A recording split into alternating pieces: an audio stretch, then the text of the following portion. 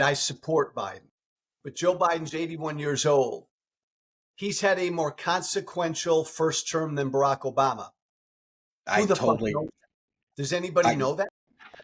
Whose fault is that nobody knows that?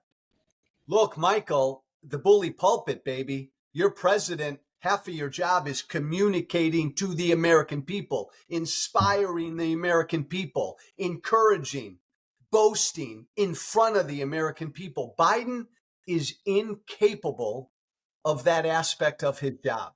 That's a big, big deal. It is. It feels like he doesn't. You're a communications guy. Yeah, I mean, I bang my head against the wall every day because when you think about the achievements of this administration, capping the price of insulin at $35, we actually got infrastructure legislation, the CHIPS bill. I mean, it goes on and on and on. The unemployment rate, the fact that inflation is going down, the fact that pay is going up, like all of these things they should be saying over and over and over again. And when you are critical of the comms apparatus that is Biden world, you get pushback. And it's not that we don't want to see them succeed, but you have to be able to point out areas where we're not doing the job that, and I say we, Democrats aren't doing the job that they should be doing in messaging. And yeah. But Michael, comms guy, the Biden comms team has a tough job because their leader, Joe Biden, just is incapable of communicating. So you have a whole apparatus that has to figure out how to communicate this when their main guy can't communicate. You have all the other surrogates out there, Gavin Newsom and the rest, trying to do what Biden has to do, should do, but he's not capable of it anymore. This is you really don't think he's capable of it? When you say capable, do you mean that is this like the whole mental faculty thing, or is it that you just think that the appearance, the delivery just isn't where it needs to be? I think there's a difference. Because I would agree with you. I think his delivery is not that great anymore. Yeah, and I look, the whole he's 81, has he slowed down upstairs in his noggin? Sure, we all have, right? We all do as we get older. So I don't buy any of that crap like he's cuckoo upstairs. Yeah. But he's 81. He can't deliver on the stump anymore. He can't be persuasive anymore. It's a real problem. And I know, like younger Joe Biden. And I've always had issues with Joe Biden.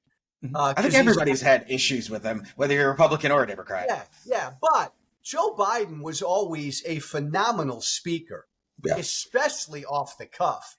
He was a backslapper. He was a man. But to your point, if I were advising Biden, if I were his chief advisor, I'd fucking throw caution to the wind. I'd say, fuck it. Get his ass out there. I don't care that he's old. I don't care that he makes mistakes. I want him to tell the American people, I'm old. I take a 2-hour nap every afternoon. I'm going to get in front of the pulpit here and I'm going to fuck up 5 or 6 times in the next half hour.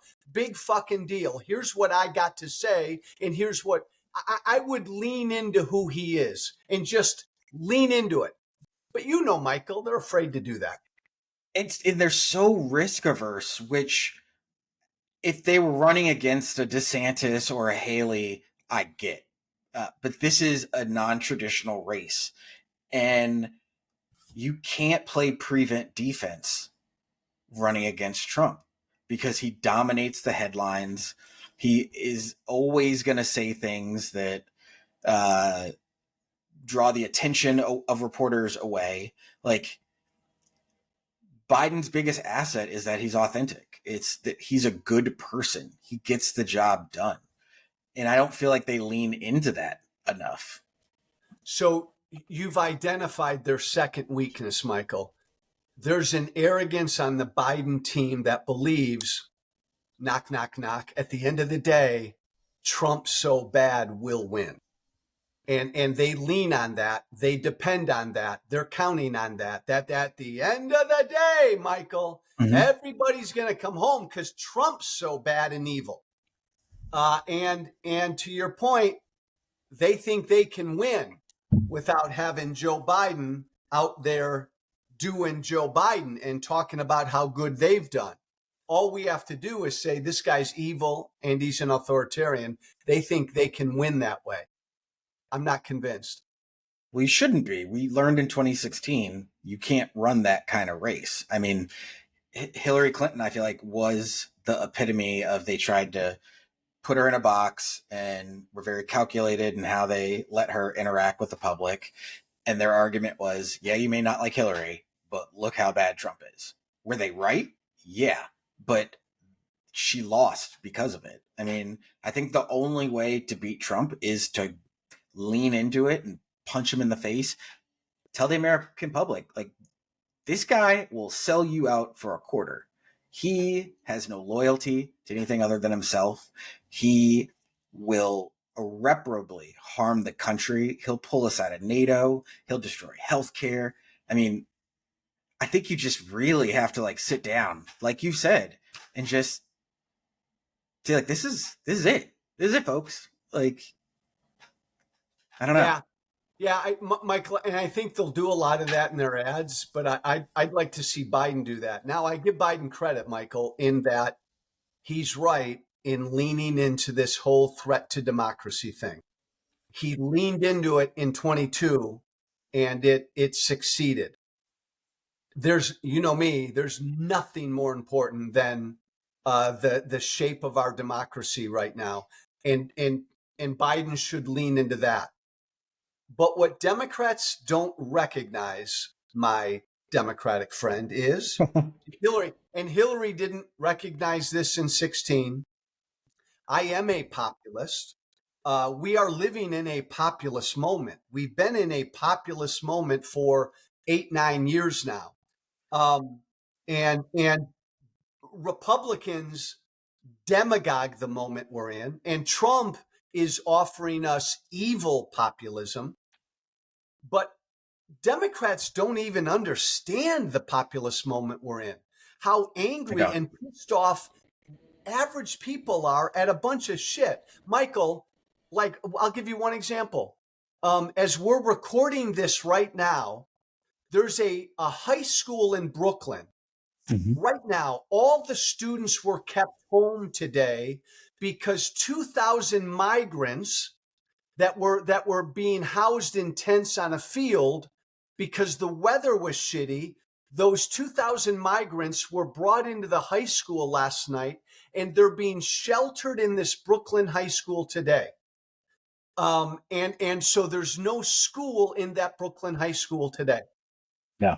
That will piss off everybody. But like, Democrats don't get it. And Republicans are demagoguing the shit out of that. Yeah, immigration is an issue where Democrats are getting destroyed on the issue of immigration. And they deserve to be. Yeah, I will say there is an arrogance among Democrats, the way we dismiss the border security, and we've played into Republicans' hands because and I think I've been guilty of this as well. There are issues that have come up, whether it's the border, whether it's fentanyl, and when a lot of Democrats first hear them, we dismiss them as, oh, that's just another Fox News talking point. Oh, that's another Republican thing.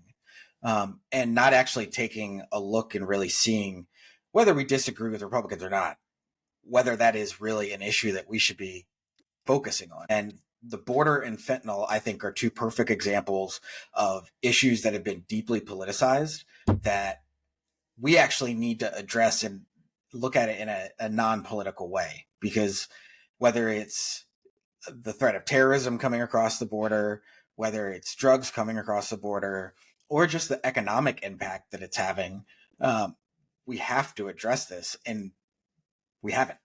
You know what it is, Michael? You know what it is? It's your party. I know you know this, and mm-hmm. This doesn't please you. The Democratic Party has become the party of wealthier suburban college graduates, kind of elites who aren't impacted, who are not impacted by 2,000 migrants being dumped in New York City.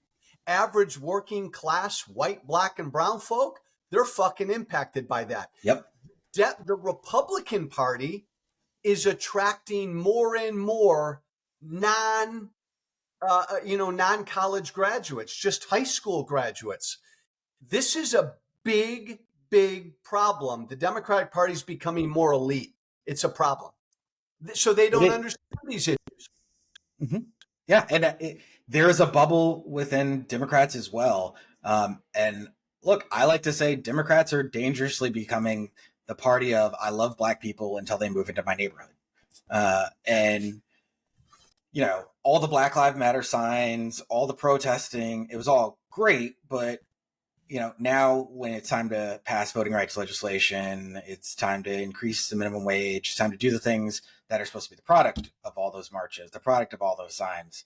You see a lot of those same people who were taking pictures and posting on Instagram now are taking a very different tack to this. And I wonder, are Democrats gonna alienate not just voters in general, but African American voters who are the base of the Democratic Party? It's something I've really been talking about on the show. I think more and more and more black men, and we're seeing the same thing, Michael, with Latino men, especially pissed off at these elite Dems who just seem so fucking out of touch. And yeah, Trump's an asshole. Like, Michael, I hear this all the time from folks in the middle, white, black, and brown, who really don't like either party. And they're lower information voters. Like, they don't pay attention to this shit like you and I do every day. And generally, Michael, they always tell me the same thing, white, black, or brown. Republicans are jerks, they're assholes, but Democrats are elites who don't understand me. And generally, a lot of people will vote for the asshole over the person who doesn't understand them. This is a growing problem for Democrats. And we, by the way, we overlook the issues Democrats have because my former party is just so fucking batshit crazy. But Democrats have real issues.